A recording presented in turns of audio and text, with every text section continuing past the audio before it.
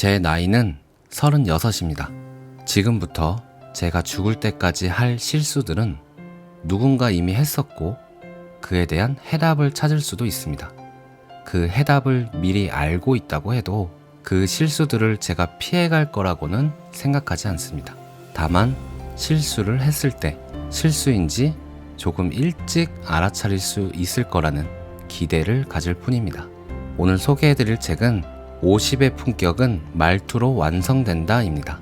50대이신 분들은 공감하실 부분이 있으실 거고 30대인 저는 미래의 경험을 책으로 간접 체험해보려 합니다. 책 속으로 들어가 볼게요. 이 영상은 다산북스로부터 경제적 대가를 지원받아 제작되었습니다.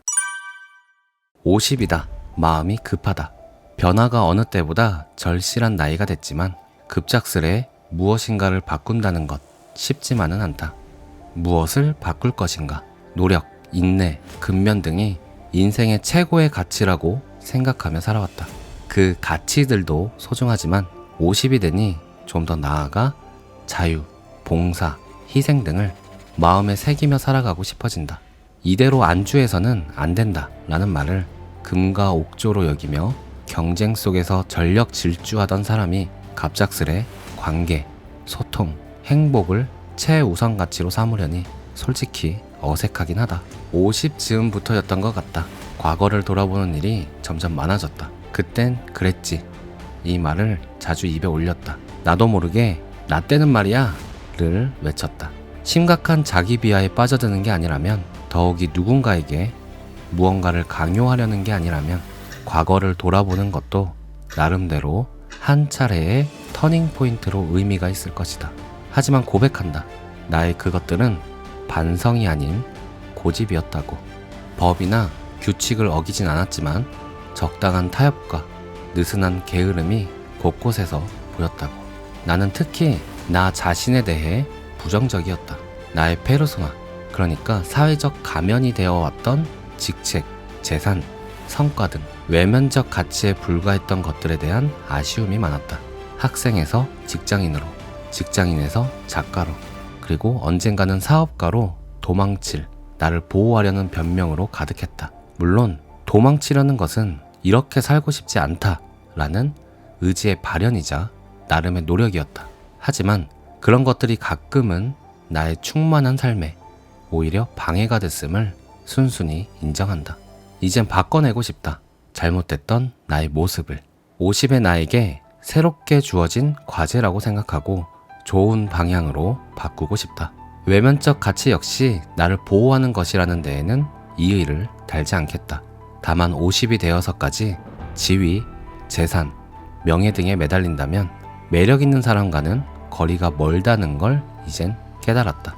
매력 자본이 미래의 키워드라고 하던 게 가진 게 지위 자본, 재산 자본밖에 없다면 그 인생은 얼마나 얄팍한가. 눈에 보이는 물질적 성공보다는 세상을 향해 더 나은 사람이 되려고 노력하는 것, 내 주변의 사람들과 좋은 관계를 만드는 것에 집중하고 싶다. 사랑하고 배려하면서. 물론 어렵다. 내가 모르는 무엇인가를 배워야 하고 내가 하기 싫은 무엇인가를 해야 한다. 하지만 나는 안다. 아무것도 배우지 않고 아무것도 하지 않으면 아무나밖에 될 수 없다는 것을. 좀 더 나은 자신이 되길 원한다면 어렵더라도 변화하는 게 맞다. 뭔가 대단한 것으로부터 시작하지는 않을 것이다.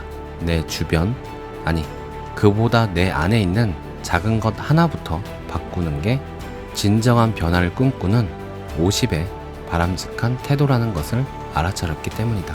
젊지만 통찰력 있는 한 환경운동가의 말이 기억난다. 완벽하게 하려고 할 필요는 없어요. 작은 것부터 할 수 있는 만큼만 하면 됩니다. 환경운동은 일회용 종이컵 대신 텀블러를 들고 카페에 가서 카페라떼를 주문하는 것에서 시작한다고 그는 덧붙였다. 공감한다. 50의 변화 역시 작은 것 하나부터 시작해도 충분하다. 아니, 그게 맞다. 어려운 사람을 위한 소액의 기부, 힘든 일을 겪고 있는 사람을 향한 따뜻한 위로의 시선, 실수 때문에 전전긍긍하는 누군가를 바라보는 격려의 미소 등 작은 것 하나로부터 50의 변화는 시작된다. 변화의 시작점은 그 무엇이라도 좋겠지만 나는 그 중에서도 말투, 그리고 듣기부터 조금씩 바꿔보기로 했다. 이것은 나의 지난날 중에서 아쉬웠던 장면을 되돌아보며 마음먹은 첫 번째 과제다. 올바른 말을 할 것이고 그만큼 올바른 말을 들으려고 노력하겠다는 것이다. 부끄러운 과거를 고백해본다. 주식 투자에 나섰다가 사기를 당해 큰 돈을 날린 적이 있다. 주변에 달콤한 권유에 혹해서 매수한 이른바 작전주였는데 결국엔 상장 폐지가 돼 제법 큰 손실을 봤다. 그때 나는 인간관계에서의 서투름을 탓했다. 나쁜 사람을 구별하는 안목이 없음을 스스로 한심하게 여겼다. 세상엔 나쁜 사람이 많다고 여긴 것도 사실이다. 하지만 잘못된 판단이었다. 인간관계의 서투름, 상대방이 어떤 사람인가를 알아차리는 기술 이전에 나의 입과 귀에 대한 겸손함이 필요했었다. 나는 내 말이 통하는 것을 원했고 내 귀에 쏙쏙 들어오는 말들을 기대했다. 내 말을 잘 들어주고 내가 기뻐하고 흥미롭게 생각하는 것만을 말해주는 사람들로 주변을 채우고 싶어 했다.